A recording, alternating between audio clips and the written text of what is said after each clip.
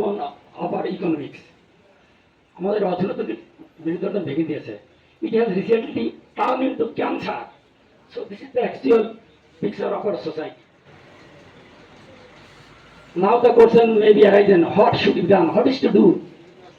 It must not be forgotten that we live in the society. We are human beings. As we live in the society, so we have some duties and responsibility to our society. A man has three duties: duty to Allah, duty to parents, and duty to society. I think it is impossible for the government to solve this problem singly. In my opinion, all conscious people along our government must come forward to eradicate it. If we fail to wipe out or stamp out corruption from our country, our freedom will be meaningless.